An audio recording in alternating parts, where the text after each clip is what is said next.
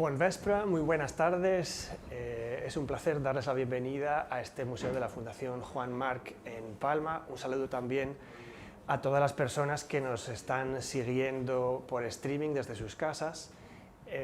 Hoy tenemos la tercera sesión dentro de nuestro ciclo Descubrir Mediterráneos, en el que, como saben, exploramos diferentes visiones muy amplias de este contexto geográfico, histórico, cultural. Y nuestro invitado de hoy es Jorge García Cardiel. Bienvenido, Jorge. Gracias. Lo presentaré muy brevemente y, como siempre, habrá una conferencia de Jorge, seguida de preguntas del público, o sea que si tienen ideas, acuérdense de ellas para preguntarlas al final usando los micrófonos. Jorge García Cardiel es doctor en Estudios del Mundo Antiguo por la Universidad Complutense de Madrid y la Universidad Autónoma. Es ahora mismo investigador Ramón y Cajal en la Universidad Complutense y sus principales áreas de estudio han sido los discursos ideológicos de los pueblos iberos y la navegación en el mundo antiguo. Es autor de 2 monografías, varias decenas de artículos, casi medio centenar de capítulos de libros y ha desarrollado también su investigación en estancias en el extranjero, en Reino Unido, Francia, Italia y Suiza.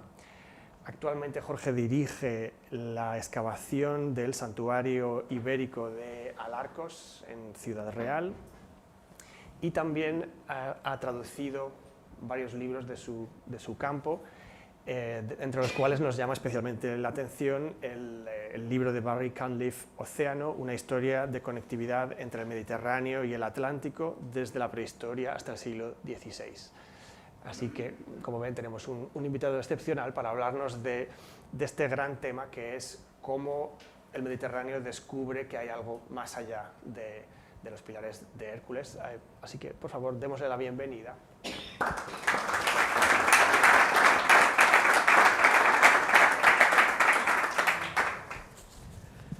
Buenas tardes.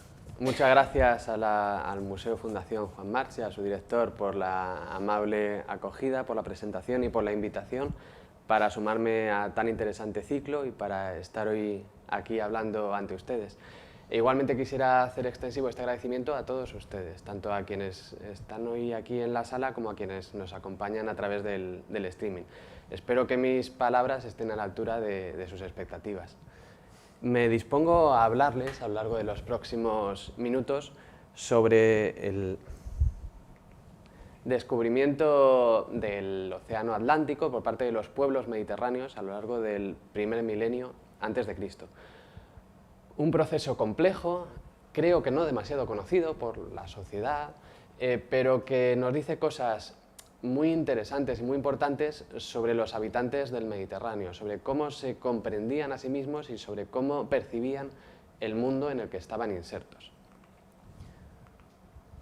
En un momento aproximadamente intermedio del largo periodo del que les voy a hablar, entre finales del siglo VI y comienzos del siglo V a.C., uno de los grandes geógrafos de la antigüedad, Hecateo de Mileto, llevó a cabo redactó un tratado geográfico en el que describía pormenorizadamente las costas del Mediterráneo, en el que hablaba sobre los 3 continentes por entonces conocidos, Europa, Asia y Libia, que es como los griegos denominaban al continente africano, aportando un grado de detalle cada vez menor a medida que se alejaba de las costas mediterráneas, y en el que finalmente hablaba de un río que circunvalaba los 3 continentes y discurriendo infinitamente en torno a ellos y que constituía literalmente el extremo del mundo.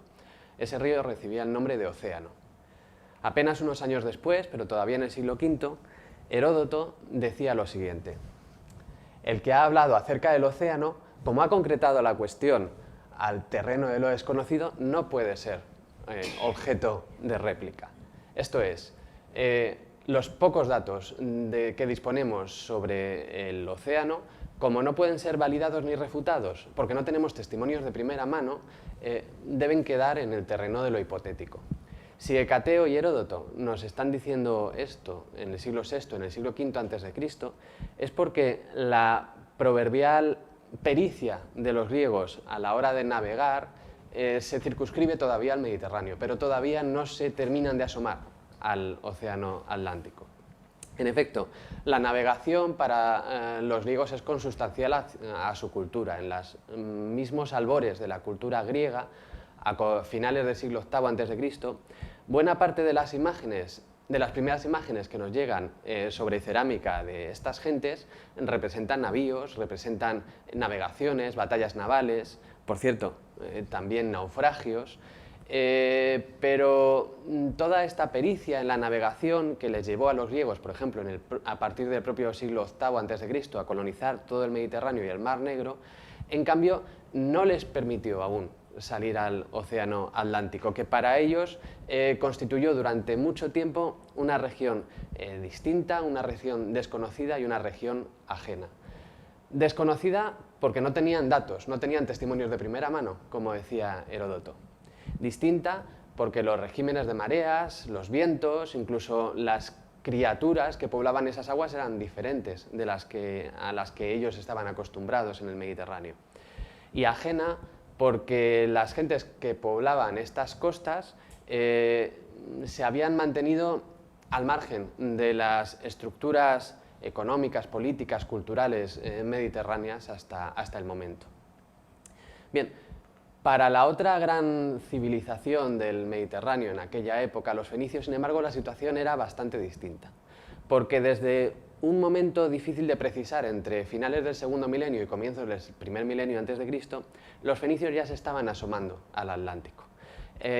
Aproximadamente en esas fechas es cuando establecen la que fue la primera de sus colonias en el extremo occidente, Gadir, la actual ciudad de Cádiz. Los propios fenicios recordaban la historia de fundación de dicha ciudad y se la transmitieron 1000 años después a uno de los geógrafos clásicos mejor conocidos, a Estrabón. Nos decían los gaditanos que los primeros fenicios de la ciudad de Tiro que habían fundado Gadir lo habían hecho por orden de un oráculo, del oráculo que el dios Heracles Melcar les había dado ordenándoles subirse a sus barcos, navegar hasta más allá de las columnas de Heracles, es decir, del estrecho de Gibraltar, y encontrar el lugar que en una navegación primigenia Heracles Melcar había señalado para que, llegado el tiempo, los fenicios establecieran allí las primeras de sus colonias. Después de varias navegaciones exploratorias, los fenicios terminaron dando con el lugar señalado por el dios y terminaron colocando allí la que iba a ser la primera de sus fundaciones, Gadir, Cádiz. La fundación de Gadir es el pistoletazo de salida de un complejísimo proceso colonial que tuvo amplias repercusiones para las poblaciones locales, que terminaron mestizándose con los colonos fenicios y dando lugar a lo que conocemos como Tarteso, pero también tuvo fuertes repercusiones para las propias metrópolis fenicias. El libro sobre las cosas maravillosas nos dice lo siguiente sobre esta peripecia. Se dice que aquellos de entre los fenicios que navegaron primero a Tarteso, tras introducir en el lugar aceite y otras bagatelas de comercio marítimo, obtuvieron a cambio para su viaje de regreso un cargamento de plata tan grande que no fueron capaces de conservarlo ni de beneficiarse del mismo, viéndose obligados, cuando levaron anclas de aquella región, a fabricar con plata no solo todos los demás artículos que empleaban, sino hasta sus mismas anclas. Más allá de lo exagerado o no que fuera esta noticia, los historiadores e historiadoras se han discutido durante mucho tiempo sobre qué tipo de embarcación habría movilizado este tipo de navegaciones transmediterráneas. Entre otras cosas porque lo más lógico es pensar que al menos una parte importante de estas navegaciones serían navegaciones de altura. No había puertos intermedios en esta época en los que recalar. Los fenicios tenían que navegar durante varios días con sus correspondientes noches sin tocar puerto, incluso en muchas ocasiones sin ver tierra firme, guiándose solamente por las constelaciones y por la posición del sol. Bien, solo a partir de hace unas décadas comenzamos a tener ciertas imágenes que nos permiten hacernos una idea de cómo eran estas embarcaciones, como por ejemplo el sello que ven ustedes en pantalla. Un sello rescatado del mercado de antigüedades de Jerusalén y datado entre los siglos VIII y VII a.C. gracias a criterios paleográficos, es decir, a los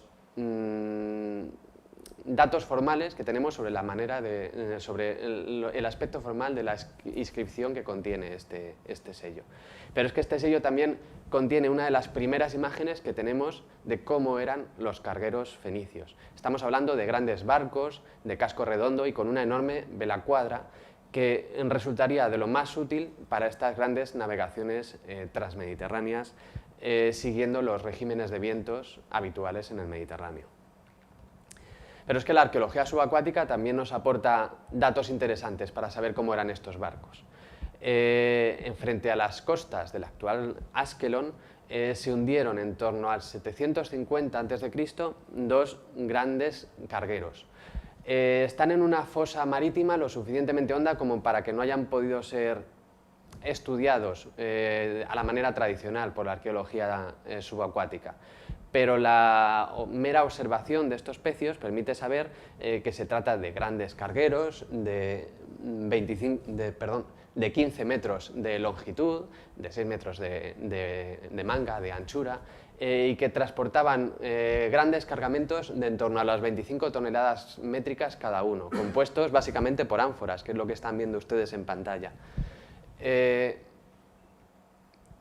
Y quizá el dato que sea más interesante, más relevante, que estos dos cargueros formaban parte de la misma flota. Es decir, estamos hablando de flotas de grandes barcos mercantes que visitaban Egipto, también están representados en los templos y palacios egipcios de esta época, pero que seguramente también estaban viajando al extremo occidente.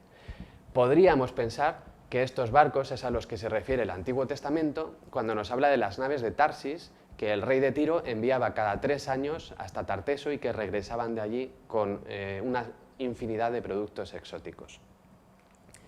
En todo caso, este tipo de cargueros no tiene nada que ver con los barcos de guerra que por estas mismas épocas están representándose en los palacios asirios. En el palacio de Senaquerib, en Nínive, se representa nada más y nada menos que la flota de la ciudad de Tiro, en los momentos inmediatamente previos a que los asirios conquisten Tiro.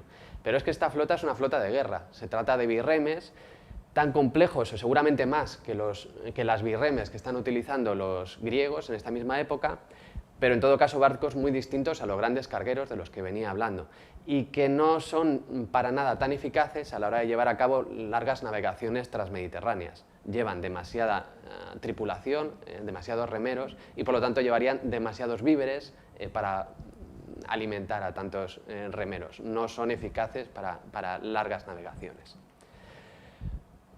En cambio, un yacimiento que sí que nos ha aportado muchos datos mucho más relevantes para saber cómo se vehiculaban estas grandes navegaciones transmediterráneas, lo tenemos en las aguas peninsulares, y me estoy refiriendo al yacimiento de Mazarrón. En la playa de la isla, en el término municipal de Mazarrón, en la provincia de Murcia, aparecieron dos barcazas como la que ven ustedes en pantalla. Son barcos mucho más pequeños que los grandes cargueros de los que hablaba antes. Seguramente se trataría solo de barcazas que faenaban de puerto en puerto por las costas peninsulares, trasegando mercancías, pero que no estaban diseñadas para salir a alta mar y mucho menos para llevar a cabo largas navegaciones transmediterráneas. Pero lo más interesante de estas barcazas para el tema del que estamos hablando hoy aquí es su sistema de ensamblaje que hemos podido estudiar con detalle. Y es que estas barcazas tienen un sistema de ensamblaje particularmente complejo, pero que es el que utilizan los fenicios desde que tenemos noticia y a lo largo de todo el primer milenio antes de Cristo. Es un sistema de ensamblajes a base de espigas, mortajas y pasadores. Costoso de fabricar, caro, lento, complejo, pero particularmente eficaz a la hora de salir a alta mar e incluso perfectamente eficaz a la hora de salir al océano, donde las tensiones que tiene que soportar el casco de un barco son mucho mayores que en el Mediterráneo. Por cierto, este tipo de ensamblaje que caracteriza a todos los cargueros fenicios desde que tenemos noticia, en cambio en Mazarrón solo se aplica de manera imperfecta, porque las cuadernas, es decir, esas vigas transversales que soportan la tablazón de los barcos, están cosidas al casco en lugar de ensambladas. Seguramente porque como estas barcazas no iban a salir a alta mar o no estaban diseñadas principalmente para ello, quienes fabricaron estos barcos se permitieron esta pequeña licencia que abarataría el coste y simplificaría la fabricación de las naves. En todo caso, La llegada de estos primeros barcos fenicios al extremo occidente debió de suponer un gran impacto para las poblaciones locales. Ya he dicho antes, estas poblaciones locales no tardaron en entrar en contacto con los colonos fenicios, no tardaron en mezclarse con ellos y no tardaron en mestizarse con ellos. Pero ese primer contacto debió suponer a nivel sensitivo, a nivel del imaginario de estas poblaciones locales, un antes y un después. Un antes y un después que quizá quedó cristalizado en el panel rupestre de Laja Alta. En este abrigo rupestre, situado en Jimena de la Frontera, en la provincia de Cádiz, se trata de un altozano muy próximo al estrecho de Gibraltar. Alguien se tomó la molestia de dibujar toda una serie de barcos entrando en un puerto. El esquematismo de estos barcos nos hace pensar que quien los dibujó no sabía cómo funcionaba un barco, no sabía cómo funcionaba una vela, no sabía cómo funcionaban las jarcias, pero la contemplación de esos barcos encauzándose y dirigiéndose a través del estrecho de Gibraltar debió de ser tan importante para esta persona o para esta comunidad que reflejaron esa visión en este panel rupestre. Otro yacimiento de las inmediaciones del estrecho de Gibraltar, en este caso en la ría de Huelva, nos dice cosas interesantes sobre el por qué los fenicios se tomaron la molestia de emprender estas navegaciones transmediterráneas y asentar colonias en un lugar tan alejado de sus metrópolis, literalmente, para esa época, en el extremo del mundo. Me estoy refiriendo al depósito de la ría de Huelva. En plena ría de Huelva, en el fondo de la propia ría, apareció hace unos años un gran conjunto de objetos metálicos.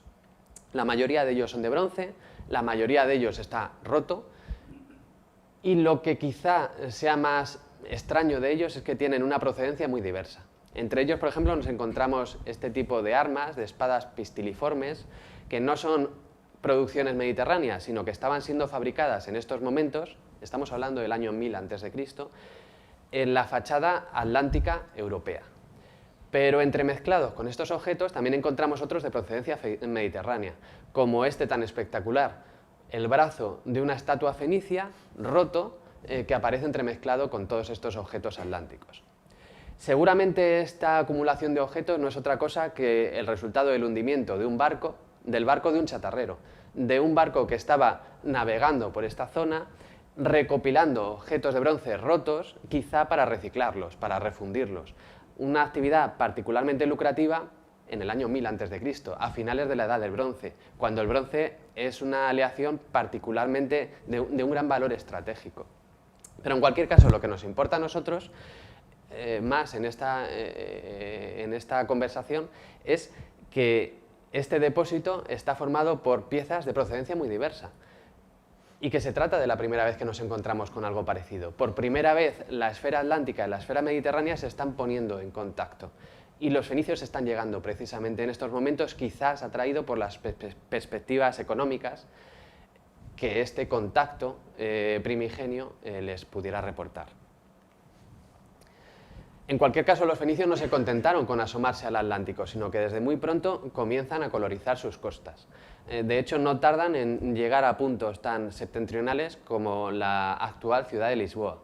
En Lisboa llevan ya años apareciendo muchos objetos fenicios, pero es que han aparecido incluso representaciones de barcos fenicios, o incluso hace unos años, creo recordar que fue en 2018, apareció esta estela con una inscripción fenicia, que lo que nos está diciendo es que no solo había fenicios comerciando por allí, no solo había fenicios navegando por estas costas, es que también había fenicios residiendo en este lugar y había fenicios que morían en este lugar y que dejaban tras de sí descendientes que se ocupaban en dotarles de una sepultura acorde a su mentalidad, acorde a su cultura. A partir del siglo VI, a estas navegaciones transmediterráneas se les une un nuevo actor. Me estoy refiriendo a los griegos orientales, los griegos que habitaban la costa occidental de lo que hoy es Turquía. Nos dice Heródoto: acto seguido, los samios partieron de la isla y se hicieron a la mar ansiosos por llegar a Egipto, pero se vieron desviados de su ruta por un viento de levante. Y como el aire no amainó, atravesaron las columnas de Heracles, el estrecho de Gibraltar, y bajo el amparo divino llegaron a Tarteso. Por aquel entonces ese emporio comercial estaba sin explotar, de manera que, a su regreso, los samios, con el producto de su flete, obtuvieron, que nosotros sepamos positivamente, muchos más beneficios que cualquier otro griego. Como tantas veces sucede, el descubrimiento de los samios fue azaroso. Una tempestad les separa de su ruta y les termina empujando hacia más allá del estrecho de Gibraltar, hacia Tarteso, un lugar que, según dice Heródoto, no había sido visitado antes por ningún otro griego. Los intercambios que llevan a cabo aquí los samios son tan lucrativos para ellos que a su regreso se convierten en unos de los griegos más ricos de su época. Pero en todo caso, lo que nos está interesando a nosotros es que, por el azar, quizá, estos griegos se están sumando a una actividad que los fenicios llevan llevando a cabo durante, en este momento ya, varios siglos. Por cierto, la arqueología subacuática también nos aporta datos interesantes sobre estas navegaciones, porque estrictamente contemporáneo a la supuesta navegación de los samios es el pecio de San Vicens, en Pollensa, aquí en Mallorca, datado en el siglo VI a.C., y procedente, al parecer, de la Grecia oriental. Es decir, si no era un barco samio, era un barco de una ciudad vecina. Este barco no había llevado a cabo una navegación de altura entre ambos extremos del Mediterráneo, sino que había ido recalando en distintos puertos, trasegando sus mercancías e intercambiándolas por los productos locales, hasta que llevó a cabo su última navegación aquí en el archipiélago balear, donde terminó hundiéndose. La arqueología subacuática, en este caso, nos aporta otro dato muy significativo, y es la arquitectura naval de esta nave, porque no se caracteriza por ese sistema de ensamblaje del que les hablaba antes, a base de lengüetas, mortajas y pasadores, sino que se trata de un barco cosido. Como harán los griegos con sus barcos mercantes hasta épocas bastante posteriores, estos barcos literalmente se cosían, los distintos componentes se aseguraban cosiéndose. Una técnica mucho más sencilla, barata y rápida de fabricar barcos que mediante el ensamblado, que es perfectamente eficaz para navegar en el Egeo, que es muy eficaz o bastante eficaz para navegar por el Mediterráneo, pero que no es tan eficaz para navegar por el Océano Atlántico. Lo cual puede constituir quizá uno de los distintos factores que podríamos entresacar para intentar explicar por qué los griegos se retrasaron en la exploración del Atlántico respecto a los fenicios. En cualquier caso, otro dato interesante respecto a estas primeras navegaciones griegas es que los griegos tenían muy claro que estaban viajando al extremo occidente siguiendo los pasos de uno de sus principales héroes, de Heracles. Al parecer, según el mito, a Heracles se le ordenó viajar al extremo occidente para enfrentarse al gigante Gerión y apropiarse de sus célebres toros. Pero Heracles sabía que no podía llevar a cabo ese viaje en una embarcación normal, por lo que decidió comenzar a lanzar sus flechas envenenadas al sol. El sol se sintió amenazado por las flechas de Heracles y en un momento dado claudica, se rinde y le promete a Heracles aquello que Heracles le pida a cambio de que deje de atacarle. Y lo que le pide Heracles no es nada más y nada menos que la copa en la que el sol viaja cada atardecer hacia occidente, copa en la que acto seguido Heracles embarca y a bordo de la cual consigue llegar al extremo occidente. El hecho de que los griegos tengan tan claro que en sus viajes hacia occidente están reeditando la hazaña de Heracles es de lo más sugerente, porque les recuerdo que, como dije hace un momento, que también los fenicios, siglos antes, habían viajado hacia occidente creyendo que estaban cumpliendo el oráculo de Melcar, de su particular Heracles. Es decir, cuando los griegos piensan que están viajando a occidente siguiendo los pasos de Heracles, en realidad están siguiendo los pasos de los fenicios que siguieron los pasos de Heracles. En todo caso, cuando en el siglo VI los samios llevan a cabo esto que para ellos es una hazaña, la primera navegación hasta Tarteso, los fenicios están protagonizando la que sin duda es una de las grandes gestas en la historia de la navegación. Nos la cuenta el propio Heródoto. Es evidente que Libia, es decir, el continente africano, está rodeada de agua por todas partes, salvo por el lado en el que confina con Asia. Que nosotros sepamos, el rey de Egipto, Necao, fue el primero que lo demostró, ya que tras interrumpir la excavación del canal que desde el Nilo se dirigía al Golfo Arábigo, envió en unos navíos a ciertos fenicios con la orden de que a su regreso atravesaran las columnas de Heracles hasta alcanzar el Mar del Norte, es decir, el Mediterráneo, y llegar de esta manera a Egipto. En el tercer año de travesía doblaron las columnas de Heracles y arribaron a Egipto. Y contaban, cosa que a mi juicio no es digna de crédito, aunque puede que lo sea para alguna otra persona, que al contornear África habían tenido el sol a mano derecha. Este último dato es de lo más relevante, ¿Por qué? Porque hasta nosotros llegan distintas noticias de gentes que supuestamente han circunnavegado África. Por ejemplo, en tiempos de Heródoto, en la corte de Siracusa, aparece un mago persa que dice haber circunnavegado África, pero que no tiene ninguna prueba que te dé fe de tan extraño viaje. En cambio, estos marinos fenicios sí que aportan un dato que Heródoto no entiende y por lo tanto que Heródoto considera ficticio, pero que nosotros sí entendemos y que para nosotros avala la veracidad de este viaje. ¿Por qué?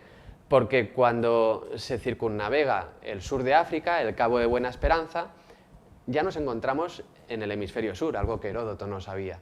Y por lo tanto el Sol, cuando uno viaja hacia el oeste, no está a nuestra izquierda, sino a nuestra derecha. Si los fenicios son capaces de llevar a cabo estas gestas, es porque a estas alturas llevan ya siglos navegando por las costas las costas atlánticas del continente africano. Sus colonias en el extremo occidente se han establecido no solo en la costa europea, sino también en la africana, y a uno y otro lado del estrecho de Gibraltar.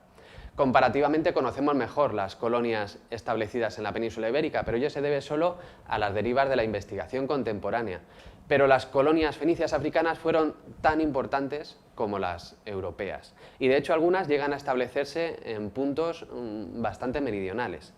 De hecho, así como los griegos creían que el extremo del mundo estaba en el estrecho de Gibraltar, los fenicios y cartagineses situaban el estrecho del mundo en la isla de Kerné, que identificamos con la isla de Mogador, en la actual ciudad de Essaouira, en pleno Sáhara Occidental. Se trata de un lugar situado en el imaginario fenicio cartaginés en el extremo del mundo, o mejor dicho, era el lugar hasta el que los fenicios y cartagineses creían que se podía navegar en unas condiciones de seguridad medianamente mínimas. Pero en cualquier caso era un lugar al que fenicios y cartagineses navegaban de manera bastante habitual para comerciar con las gentes que habitaban esta región. De hecho, en las proximidades de Mogador, en Oueddra, nos encontramos con un petroglifo datado en el primer milenio antes de Cristo y que representa uno de estos buques, dando testimonio de la llegada de estas embarcaciones fenicias. Por cierto, Kerné también fue visitada por el protagonista del periplo más antiguo de cuantos han llegado hasta nosotros, el periplo de Anón. Anón, a finales del siglo VI, Anón es un almirante cartaginés que a finales del siglo VI es comisionado por su estado, por el estado cartaginés, para explorar las costas atlánticas africanas. Parte de Cartago al mando de una gran flota, atraviesa el estrecho de Gibraltar, va fundando colonias a su paso por todo el cuadrante noroccidental africano hasta llegar a Kerné, donde funda la última. A partir de ahí se lanza a lo desconocido, comienza a surcar aguas desconocidas para los cartagineses y encontrándose más contratiempos de los que pensaba, porque las costas saharauis impiden, por su carácter arenoso, que sus barcos tomen tierra y el carácter seco de esta región impide abastecerse de agua dulce. Pese a todo lo cual, Anón consigue superar este sector desértico y alcanza el Golfo de Guinea. En el Golfo de Guinea decide regresar, dar por terminada su viaje exploratorio, pero no antes de entrar en contacto con una tribu de gentes particularmente peludas, que los exploradores y traductores de Anón revelan que se denominan gorilas, y algunos de los cuales son capturados y desollados por los marinos cartagineses que se llevan de regreso como trofeo sus pieles. Unas pieles que quedan expuestas en Cartago durante siglos y que son contempladas por los visitantes de todo el Mediterráneo. Estas exploraciones y estas navegaciones dieron lugar a que con el tiempo fueran descubriéndose algunos de los archipiélagos atlánticos, el primero de los cuales, por supuesto, fue el archipiélago canario. En Garafía, en La Palma, encontramos de hecho algunos petroglifos que parecen representar barcos fenicios. Y también en todo el archipiélago encontramos hallazgos puntuales de objetos mediterráneos que nos demuestran que al menos de tanto en tanto alguna nave fenicia o cartaginesa recalaba en estas islas. Las Islas Canarias, no obstante, se mantuvieron parcialmente al margen de los circuitos políticos, económicos, sociales mediterráneos hasta tiempos muy posteriores. De hecho, a comienzos del siglo I a.C., en el año 80, el general Sertorio, un general ya por entonces insurrecto, que estaba a punto de desencadenar la primera de las grandes guerras civiles romanas, recibe en el norte de África la visita a unos piratas que le aconsejan que ceje en su lucha contra el Senado romano y que viaje hasta las Islas Afortunadas, porque tienen un clima particularmente benigno, porque tienen una vegetación particularmente fértil y porque las gentes de allí dan calurosas bienvenidas a un general insurrecto como es Sertorio, que puede encontrar allí su retiro de oro. Sertorio se piensa esta perspectiva, pero al final termina desechándola. También en el siglo I a.C., Diodoro de Sicilia nos relata el descubrimiento de otra de estas islas, de Madeira. En los tiempos antiguos, esta isla, situada en pleno Atlántico, permanecía sin descubrir por estar alejada de toda tierra habitada, pero luego fue descubierta debido a la causa siguiente. Los fenicios, que desde antiguo navegaban sin cesar a causa de sus actividades comerciales, fundaron muchas colonias en Libia y no pocas asimismo en las partes occidentales de Europa. Así, los fenicios, explorando la costa situada más allá de las columnas y navegando a lo largo de Libia, debido al motivo mencionado, fueron llevados por fuertes vientos a una gran distancia a través del océano. Después de estar expuestos a la tempestad durante muchos días, arribaron a la isla a la que nos hemos referido y una vez observada su felicidad y naturaleza, la dieron a conocer a los hombres. Pero los fenicios y cartagineses por estas épocas no solo estaban explorando las costas atlánticas del continente africano, sino que hacían lo propio también con las europeas, llegando en sus navegaciones mucho más allá de esos puntos que, como dije antes, habían colonizado. De hecho, en la isla de Berlenga, en el litoral portugués, aparecieron en sus costas 2 cepos de ancla datados por carbono 14 en el siglo V a.C. y que tienen unas dimensiones que nos asombran, 2,55 metros de longitud y un peso de casi media tonelada cada uno, lo que nos da una idea de la envergadura gigantesca de los cargueros fenicios y cartagineses que en estos momentos están surcando las aguas de lo que hoy es Portugal. Algo antes del momento en el que estas anclas terminaron en el fondo del mar, lleva a cabo su navegación otro de los grandes almirantes cartagineses, Himilcón, estrictamente contemporáneo de Elanón, del que les he hablado antes. Himilcón también fue comisionado por el Estado cartaginés, en este caso para explorar las costas atlánticas europeas. Al frente de la expedición circunnavega la península ibérica, alcanza la Bretaña francesa, lo que los antiguos conocían como las Strípnides, y termina descubriendo las Islas Británicas, la fuente del estaño que discurre hacia el Mediterráneo y que está alimentando toda la producción de bronce del Mediterráneo. El viaje de Himilcón no ha llegado, el relato sobre el viaje de Himilcón no ha llegado hasta nosotros de manera directa, sino que lo conocemos por referencias en otros autores posteriores, pero que son suficientes para avalar su historicidad. Y que además nos aportan un detalle interesante, y es que nos dice que cuando Himilcón surca por primera vez estas aguas, está descubriendo unas aguas ignotas para los cartagineses, pero que los gaditanos, los habitantes de Gadir, llevan ya varias generaciones navegando. Por cierto, quizá relacionado con estas navegaciones es el petroglifo del Axe dos Cebros, en el término municipal de Oia, en la provincia de Pontevedra, en el que se representa un barco mediterráneo surcando las aguas gallegas. Los griegos permanecieron todavía durante bastante tiempo al margen de estas navegaciones exploratorias por el Atlántico. Según nos dice Plinio, el primer griego que consigue descubrir las fuentes del estaño, las Islas Británicas, es un tal Midácrito, pero ni siquiera sabemos de qué época es, no tenemos ningún otro dato y por lo tanto ese nombre se nos pierde en el vacío. Del marino, que sí que sabemos mucho más, es de un tal Piteas de Masalia, que a finales del siglo IV se lanza por fin a la exploración del Océano Atlántico y no solo alcanza las Islas Británicas, como había hecho Himilcón 2 siglos antes, sino que incluso va más allá y termina arribando hasta Islandia. A su vuelta, a su regreso, Piteas de Masalia escribe un libro que titula Sobre el océano, que contiene tal cantidad de datos extraños que sus contemporáneos lo consideran mera ciencia ficción.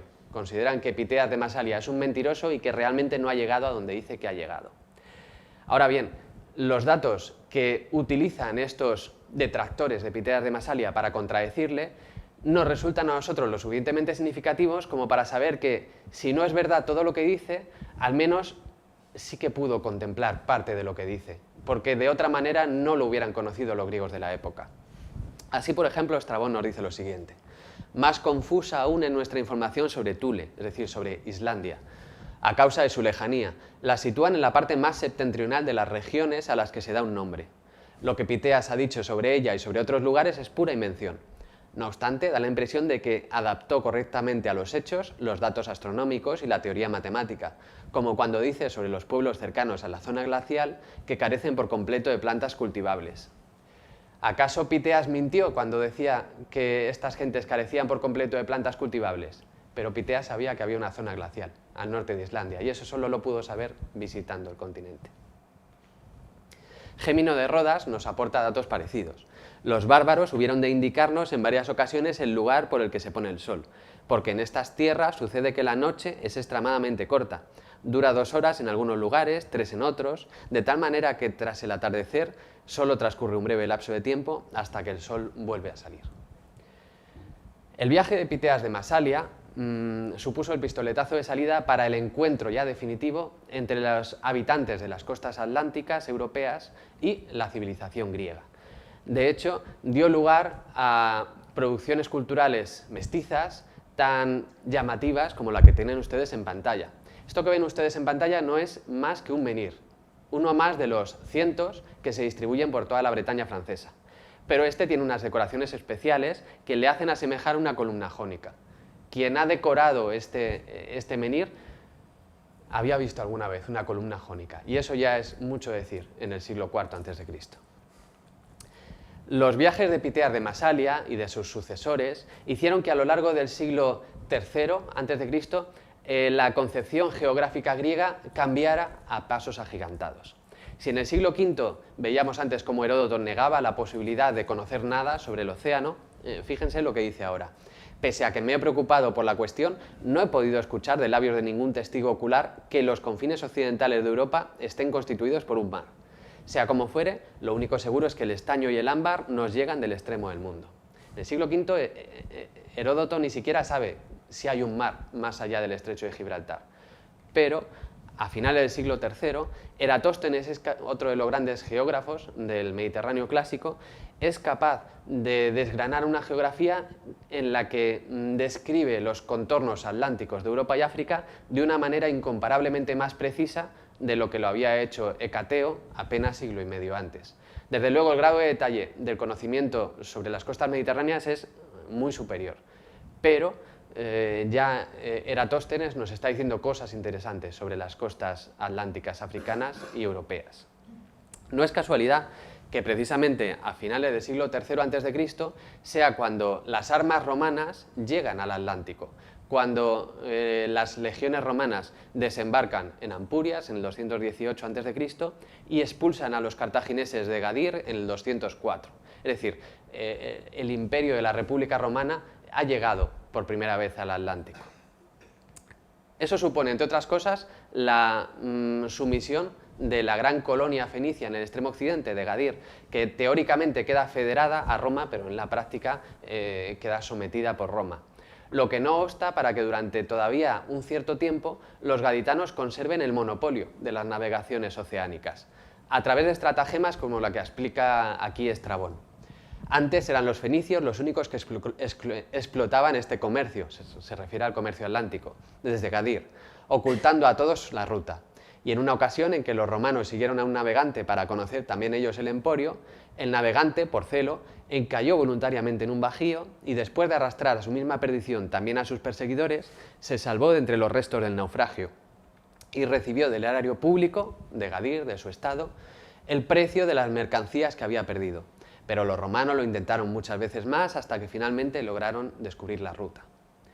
En cualquier caso, las distintas comunidades hispano-romanas que van floreciendo y van prosperando en estos momentos en la costa atlántica portuguesa, muchas de ellas incluyen en sus monedas representaciones de barcos, porque esos barcos y las navegaciones que esos barcos simbolizan son la razón de ser de estas comunidades, porque este comercio, estas navegaciones, está empezando a desempeñar una parte muy importante en las estructuras económicas, políticas, sociales, culturales, pero también ya cognitivas del Mediterráneo antiguo. De todas estas ciudades, la más importante en todo caso continuó siendo Gadir.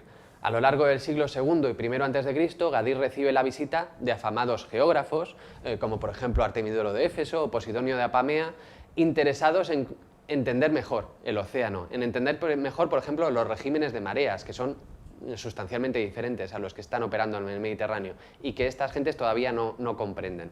E igualmente recibió la visita de afamados navegantes como Eudoxo de Cícico, que había sido comisionado por el faraón egipcio para circunnavegar África, es decir, para reeditar esa gesta que 500 años antes habían hecho los fenicios y que no se había conseguido volver a lograr, y que ante tamaña empresa, Eudoxo no puede hacer otra cosa que acudir a Cádiz para reclutar allí a su tripulación, porque solo con una tripulación gaditana piensa Eudoxo que va a conseguir reeditar esta gesta y volver a circunnavegar África.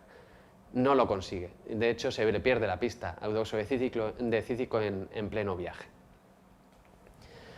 Otro de los personajes que visita Gadir, Cádiz, a mediados del siglo I a.C. es Julio César, quien en su etapa como cuestor de la Hispania ulterior tiene que acudir a Cádiz para echar mano de sus aliados gaditanos para que le presten una flota con la que combatir a los lusitanos. ¿Por qué? Porque en esta época la flota romana todavía no se aventura al océano Atlántico. Esta situación está a punto de cambiar. Entre el 29 y el 19 a.C., es decir, en las guerras cántabras, Octaviano Augusto ya lanza la que va a ser la primera operación híbrida, terrestre pero también marítima, contra cántabros y astures. Es la primera vez que una flota romana se aventura y ya plenamente operativa en el océano Atlántico. En todo caso, el océano Atlántico continuó siendo durante mucho tiempo una región extraña, desafiante y misteriosa para la mentalidad romana. De hecho, las Islas Británicas Gran Bretaña, no se incorpora al imperio hasta época de Claudio. Años antes, Calígula ya intentó conquistar Britania y reunió para ello un gran ejército en las playas de Bretaña y Normandía.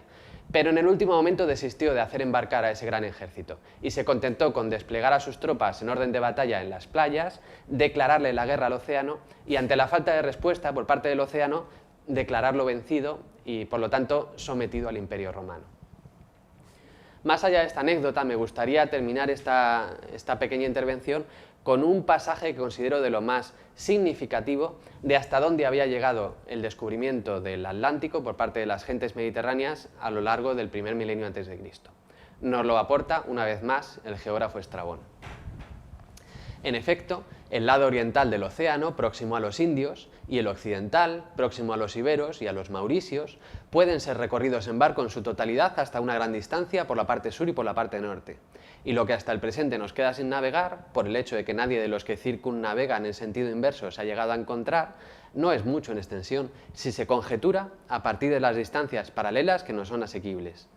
No es probable que el Atlántico esté dividido en dos mares distintos y separado por istmos tan estrechos que obstaculicen la vuelta completa, sino más bien que sea confluyente y continuo. En efecto, aquellos que intentaron dar la vuelta completa al mundo y luego dieron marcha atrás, no dicen que retrocedieron porque se les hubiera presentado el obstáculo de un continente que les impidiera seguir adelante en su navegación, sino por la falta de recursos y por la total soledad, pese a que el mar seguía ofreciendo no menor facilidad para pasar. Es decir, Estrabón nos está diciendo aquí, en los últimos años del siglo I a.C., que se puede circunnavegar el planeta, que se puede circunnavegar el globo, que si todavía no lo hemos hecho es porque todavía no tenemos la tecnología suficiente, pero ya nos queda muy poco para lograrlo, para conseguir salir de la península ibérica y llegar a las Indias. Cristóbal Colón, 1500 años después, no lo podría haber explicado mejor. Muchas gracias.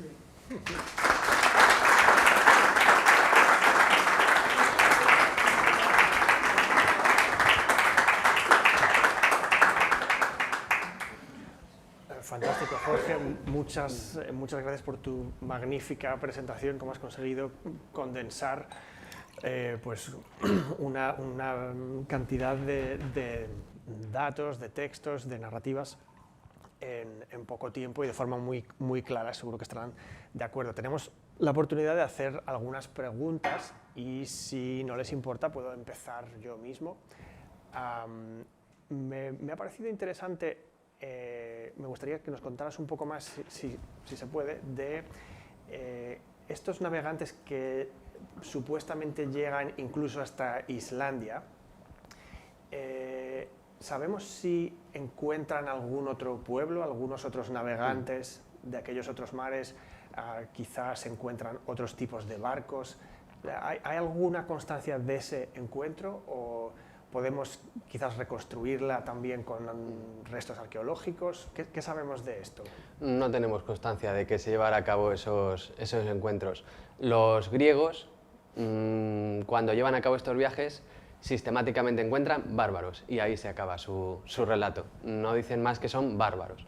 Sabemos que estos bárbaros tenían barcos mucho más adaptados que los griegos a las navegaciones oceánicas, pero los griegos no nos hablan de ellos, no, los omiten completamente.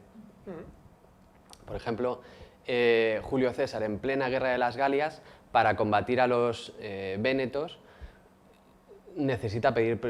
comienza a construir barcos y automáticamente sus barcos son hundidos por los barcos de los vénetos, que tienen unas bordas mucho más altos, que son mucho más eficaces para la navegación atlántica de lo que un romano como Julio César puede llegar a construir. Finalmente termina venciéndoles con estratagemas, con operaciones terrestres, pero nunca en alta mar. Y esto que nos cuentas también me lleva a otra pregunta. Por detalles que nos has contado, veo que las ciudades-estado, los diferentes estados, invertían dinero en estas exploraciones, veían un potencial de expandir el comercio e incluso consideraban las rutas y quizás la tecnología, cómo construir los barcos, etcétera, como un secreto que había que guardar con mucho cuidado, ¿no? Sí, efectivamente. Eso lo sabemos mejor por parte de fenicios y cartagineses, que a quienes los griegos siempre les atribuyen esa precaución por conservar sus secretos, sus derroteros que solo ellos conocen, mientras que los propios griegos no se atribuyen a sí mismos ese tipo de recelos, pero sin duda igualmente los tendrían. De hecho, durante cierto tiempo la historiografía consideró que si los griegos no habían salido al Atlántico había sido porque los cartagineses habían logrado mantener un auténtico bloqueo naval del estrecho de Gibraltar que impedía que los griegos se aventuraran al Atlántico. Hoy en día esa teoría está totalmente desechada, pero sí que es cierto que la infraestructura de estas rutas estaba en poder de los gaditanos, de los cartagineses, el conocimiento necesario para transitarlas era materia delicada, materia estratégica y desde luego los protagonistas de estas navegaciones, por lo que sabemos y en los pocos casos que lo conocemos, están actuando, en este caso para el Estado cartaginés. ¿Y cuándo llega el momento en el que los griegos primero, los romanos después, copian la tecnología? ¿Cuándo empiezan a mejorar sus barcos si es que lo hacen? Sí, los mercantes griegos empiezan a utilizar el sistema de lengüetas, mortajas y pasadores a partir del siglo IV. No es casualidad que Piteas de Masalia sea a finales del siglo IV, cuando lleva a cabo esa navegación. Seguramente algo de relación tiene. Ya a partir del siglo IV empiezan de manera paulatina a incorporar el sistema de ensamblaje hasta que ya en el siglo III el barco entero está utilizando ese tipo de sistema. Ya a partir del siglo V habían copiado otro elemento que es no me acuerdo del nombre, la utilización de una chapa de plomo recubriendo todo el casco para impermeabilizarlo y para protegerlo. Toda la obra viva del casco. Muchas gracias. Pues bueno, si tienen preguntas, por favor levanten la mano y usemos el micrófono para que la gente que nos está viendo desde casa pueda también oír la pregunta. Buenas tardes. Buenas tardes. Has hablado del sistema de cosido. A mí me causa especial curiosidad. No sé si lo has explicado o soy yo que a lo mejor no me he enterado, pero si nos podías explicar un poco en qué consistía esta técnica, aunque sea por encima. Gracias. Literalmente consistía en coser con cuerdas las tracas del barco. Se perforaban unos pequeños orificios en cada uno de las tracas, en cada uno de los maderos del barco y se cosían con cuerdas. Y acto seguido, ya una vez que estaba el casco completo, se calafateaba. impregnaba de alguna sustancia oleosa que impermeabilizara las junturas.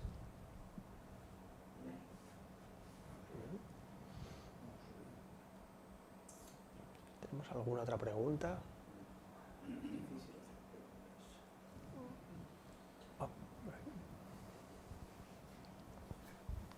Hola, muchas gracias. Has hablado de que los fenicios circunnavegaron África y este canal que se abrió, no recuerdo en qué siglo lo has dicho, antes de Cristo, pero este canal que se abrió al Mar Rojo, ¿esto cómo se hace en el siglo no sé qué antes de Cristo? De la circunnavegación de África tenemos ese dato, esa constatación astronómica que nos hace pensar que es verídica, pero no tenemos más pruebas de ello. En cambio, del canal que conectó el Nilo con el Mar Rojo, sí que tenemos muchísimos más testimonios que nos prueban que realmente los faraones egipcios llevaron a cabo esta gran obra de infraestructura para conectar todo el tránsito comercial que tenía lugar por el Golfo Arábigo con el Nilo. De hecho, creo recordar que es una de las vías de escape que Cleopatra y Marco Antonio se plantean cuando Marco Antonio es derrotado por Octaviano, el escapar por el Mar Rojo a través de este canal.